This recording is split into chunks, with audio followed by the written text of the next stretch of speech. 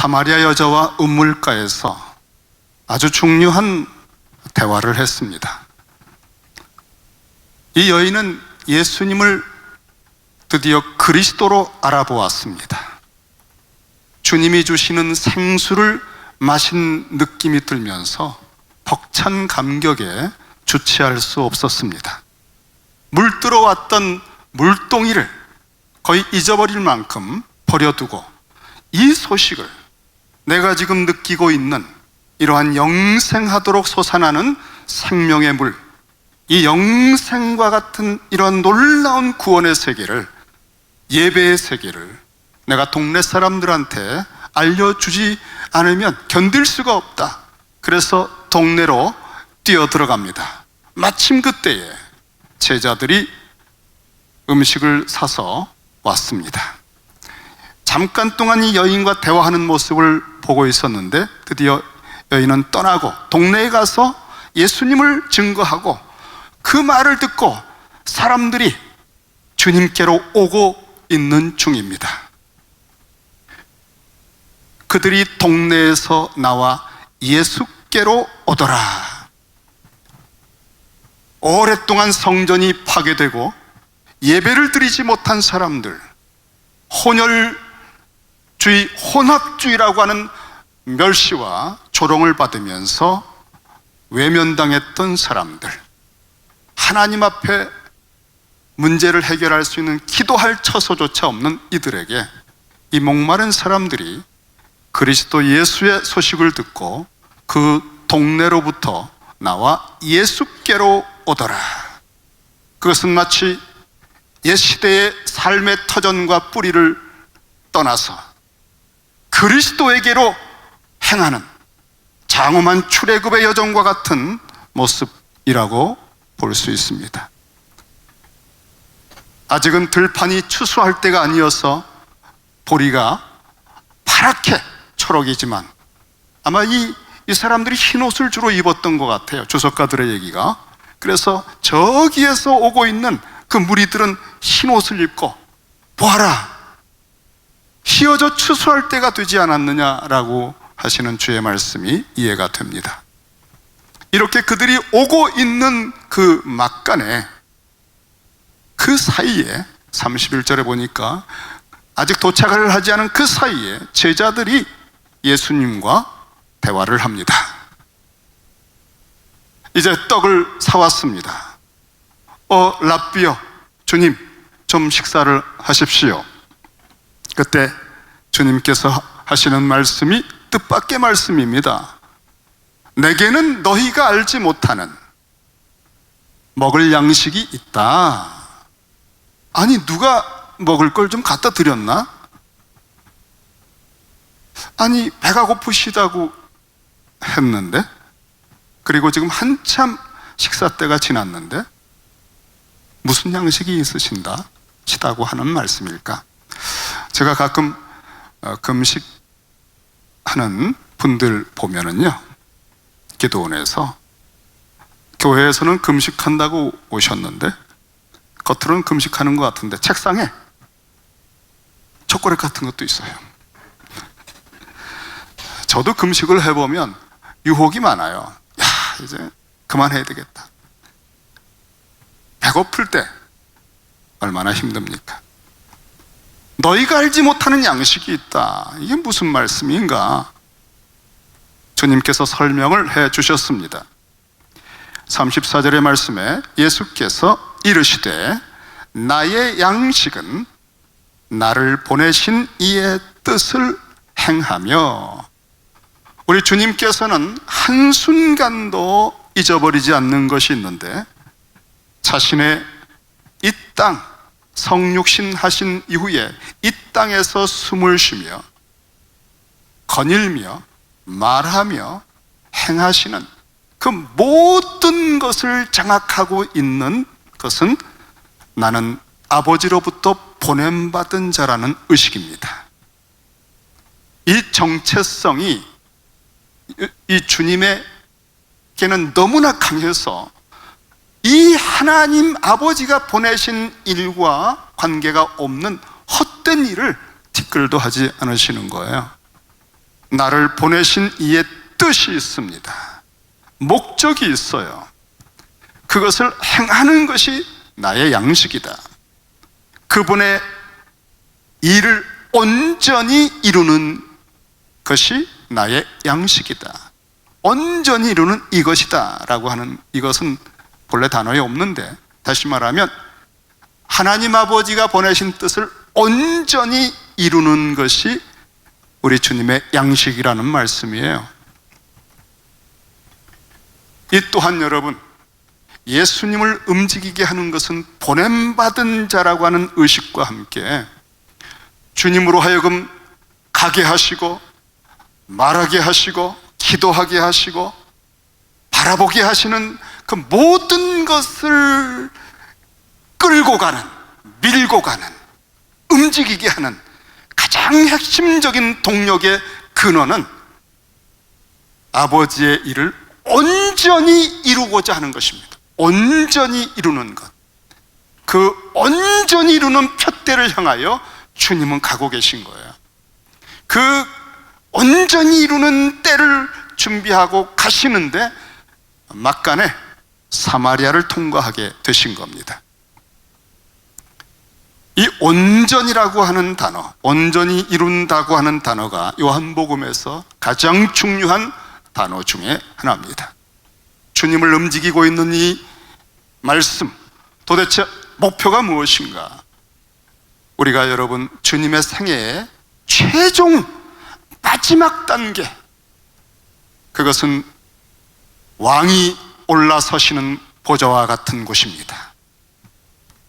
내가 들리면 모든 사람을 내게로 이끌겠다고 하신 그때, 주께서 십자가에 못 박히시는 그때, 요한복음의 6시간의 십자가의 마지막 외침, 주님의 생애 전생애를 결론짓고 마무리하고 절정을 표현하고 있는 그 마지막 십자가에서의 외침, 그 왕의 보좌로부터 선포하시는 말씀, 그 한마디 안에 오늘 주님의 이 말씀이 다 들어있어요.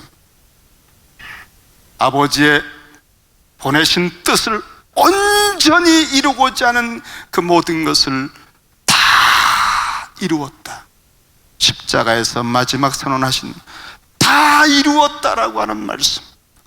그때 비로소 주님은 하나님 아버지 앞에서 십자가에서 감격하시고 당신의 전생애를 들여 하나님의 이름을 영화롭게 하신 그 기쁨이, 그 어떤 양식을 먹은 것보다 깊은 데서부터 솟구치는 기쁨과 감사가 넘쳤을 것입니다. 다 이루었다. 여러분, 우리 그리스도인들은 창세전에 그리스도와 함께, 그리스도 안에서 하나님 아버지께서 우리의 이름을 부르신 사람들입니다. 우리는 그리스도 안에서 각 사람에게 부여된 하나님의 나라에 부르심이 있고, 이름대로 너는 베드로다, 이렇게 이름을 불러주시는 것처럼 우리가 받은 부르심과 사명과 뜻이 있어요. 그래서 이 땅을 살면서, 비즈니스를 하면서, 직장 생활을 하면서, 자녀를 키우면서 우리는 나의 아버지께서 내게 이 땅에서 하라고 하신 그 일을 위해서 살아가는 것입니다. 그것이 우리의 진정한 양식이라는 것을 주님이 보여주고 있어요. 여러분, 내가 내 이름을 모른다면 가장 비참한 삶입니다. 아무리 많은 것을 가지고, 지식을 가지고 있다 할지라도, 아무리 정말 건강하다 할지라도 의미가 없는 거예요. 주님께서 가장 불쌍하게 여기신 사람들은 목자 없는 양처럼 유리하며 고생하는 사람들이에요. 오직 주님이 오셔서, 목자 되신 주님이 양들의 이름을 각각 불러 그 이름대로 이끌어 가시는 그 목자를 만나지 못하면 이 세상의 문화, 문명, 유혹, 풍조를 따라서 친구들이 끄는 대로 끌려다니면서 70, 80이 되고 임종하는 것입니다. 주님은 그 모습을 보고 너무너무 안타까우셨어요. 가장 불쌍한 사람은 자기가 무엇을 해야 하는지 하늘에 부르시는 이름을 모르는 사람이에요. 주님이 오셔서 우리의 이름을 불러주기 전까지는 우리는 꽃도 아니고 목표도 없는 갈팡질팡하는 방황자들입니다. 우리에게 주신 부르심, 이 땅에서 하나님 나라 안에 한 지역교회 안에서 나는 무엇을 할 사람인가라고 하는 것을 진지하게 기도하는 일이 있어야 되겠습니다.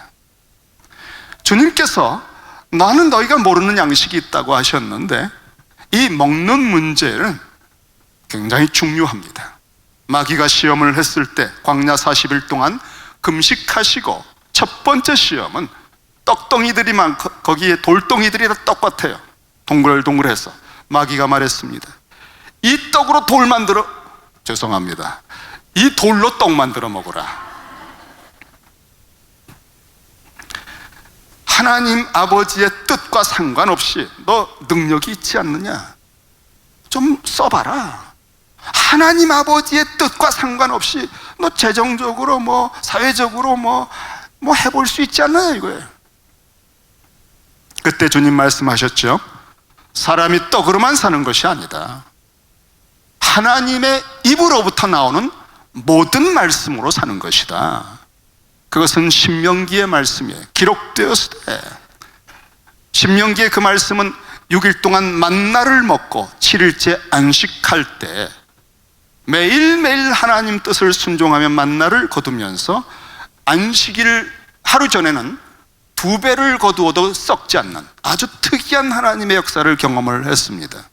6일 동안 그리고 7일째 안식하는 이 하나님의 삶의 의미를 가르쳐주는 만나. 그런데 여러분, 6일 동안 천지를 창조하고 7일째 쉬신 것은 에덴 동산의 삶입니다. 에덴 동산에서 말씀으로 천지를 6일 동안 창조하시고 다 이루었다, 완전하게 성취하신 분만이 누릴 수 있는 놀라운 안식의 세계가 7일째 에덴 동산에 임했습니다.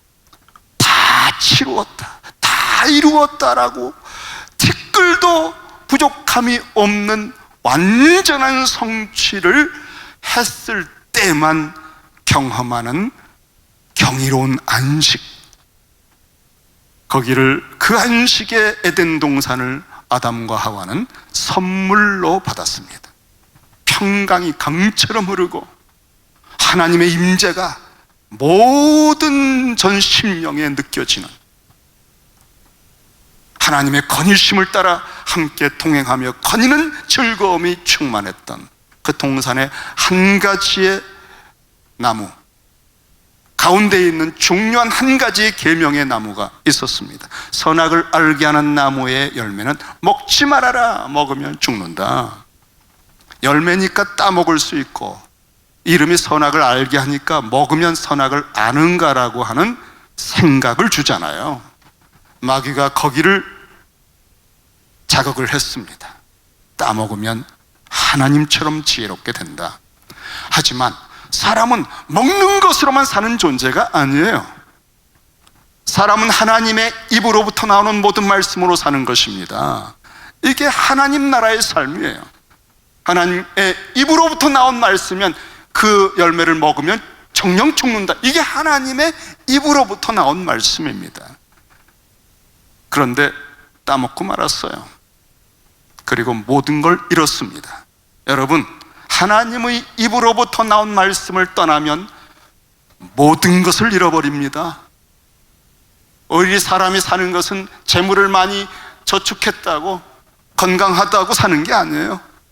그분의 입에서 나온 말씀을 따를 때만 모든 것을 얻습니다. 먼저 하나님의 나라, 그의 통치, 그의 말씀을 쫓아갈 때 나머지를 다 더해 주신다고 그랬잖아요. 그 말씀을 지켰다면 동산 전체를, 모든 과일을 먹고 만물을 다스리는 권세를 누릴 수 있었습니다. 우리 주님께서는 언제나 이 절대적 우선순위를 떠나지 않습니다. 아버지께서 나에게 하라고 하신 일, 그분의 입에서 나온 말씀, 모든 말씀, 동산에서는 딱 한 가지의 말씀이었지만 갈수록 그 말씀들은 죄악에 찌든 인생들에게 더 많아졌어요. 그 말씀들로 사는 모습을 보여주십니다. 주님께서 십자가에서 다 이루었다라고 하셨을 때에 그것은 무엇을 이루신 걸까요? 시작하실 때부터 보라, 세상 죄를 지고 가는 하나님의 어린 양이다 그랬습니다. 구약의 모든 왕조사는 다윗과 솔로몬의 절정에 올라갔다가 무너집니다. 최고의 지혜를 구가했던 솔로몬도 분열왕국을 피할 수 없었습니다. 그리고 결국은 다 바벨론 포로로 끝납니다. 왜 그랬습니까? 그렇게 많은 표적과 하나님의 특별한 은혜와 복을 받았던 민족이 왜 무너집니까? 죄 때문입니다. 다윗도 솔로몬도 모두 죄로 인해서 흔들리는 인생들이었어요. 죄를 다스리는 왕이 아니고는 하나님의 나라를 세울 수가 없는 것입니다. 세상 죄를 지고 가는 하나님의 어린 양, 하나님께서 특별하게 택하시고 보내신 우리 주님께서 그 죄의 문제를 지고 십자가에서 다 치르신 거예요. 그 죄를, 여러분의 죄를 짊어지고 주님이 십자가에서 다 이루신 거예요. 다 치루었어요. 과거와 현재와 미래의 죄를 다 치루신 겁니다. 그래서 우리가 십자가에서 다 이루었다라고 하시는 주님의 음성을, 그 십자가를 바라보면 여러분 회개가 나옵니다. 실수한 것, 잘못한 것에 대한 그 모든 것을 다 이미 용서하셨으니까 우리가 담대하게 고백하며 회개할 수 있다는 거예요. 또 우리 주님께서 십자가에서 죽으셨을 때에 다 이루신 그 모습은 시신을, 뼈를 꺾질 않아요. 다리뼈를. 왜 그럴까요? 딱 한 가지 이유 때문입니다. 유월절 양은 뼈를 꺾지 않습니다. 주께서 다 치루셨다, 이루셨다라고 하는 그 놀라운 외침 속에는 죄와 사망의 권세, 악한 마귀의 권세, 바로의 권세 같은 그 무서운 권세 아래 신음하고 노예가 되어 있었던 인생들을, 그 모든 것을 속량하시고 다 값을 치르셨다고 하는 선언을 하시면서 우리로 하여금 완전한 자유를 주시는 엑소더스를 선언하신 거예요. 예수께서 다 치르셨기 때문에 여러분은 그 어떤 악한 세력에도 사로잡히지 않을 수 있고요, 여러분의 죄를 이길 수 있는 놀라운 시작이, 나는 죄를 이길 수 없어, 이 습관을 이길 수 없어, 이 중독에서 벗어날 수가 없어, No! 바로 그 거짓말에 속으면 안 돼요. 나는 산상수훈의 삶은 이상적이라고 생각해. 바로 그 거짓말에 속으면 안 돼요. 로이드 존슨은 말했습니다. 십자가에서 주님이 피를 흘리신 이유는 우리로 하여금 산상수훈의 삶을 살아갈 수 있는 가능성을 열어주시기 위한 것이다. 나는 죄에 대하여 죽었고 하나님을 향하여는 살아났다고 하는 것을 자기 스스로에게 매 순간 여기며 인정하라. 우리에게 십자가에서 다 치루신 그 엄청난 선포는 우리로 하여금 완전히 새로운 삶을 가능하게 하는 것입니다. 그래서 예수께서 십자가를 통해서 말씀하신 건, 이제 이 세상에서 한 대한 심판이 이르렀으니 이 세상의 임금이 쫓겨나리라. 예수께서 다 치루시고 우리를 자유케 하셨기 때문에, 그리고 십자가에서 다 치루신 그 순간 그 외침 속에는 악한 마귀의 정수리를 마치 쇠철봉으로 땅 때려서 으깨버리시는 승리의 외침이라고 볼 때, 그 이후에 예수의 이름의 권세가, 예수의 이름의 기도가 얼마나 능력이 있는지 여러분 많은 일을 보아서 알 것입니다. 아무런 능력이 없었던 사람이 선교지에 가서 하늘과 땅의 모든 권세를 가지신 주님의 임마누엘의 능력으로 기도할 때 표적들이 일어나기로 합니다. 우리는 예수께서 다 이루어 놓으신 이 주님의 살과 피를 양식으로 먹으면서 세상이 모르는 양식을 맛보고 있는 것입니다. 우리 주님이 다 이루신 이 은혜의 복음을 우리가 삭스로 받은 거예요.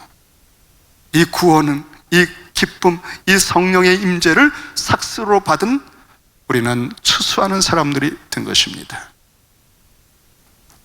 36절에 보니까 거두는 자가 이미 삭도 받고 영생에 이르는 열매를 모으나니, 사마리아 여자가 주님을 만나서 생수를 체험하는데, 영생에 이르는 생수를 체험하고 나니까 더 이상 목마르지가 않아서 항아리를 버려두고 동네로 뛰어갔잖아요.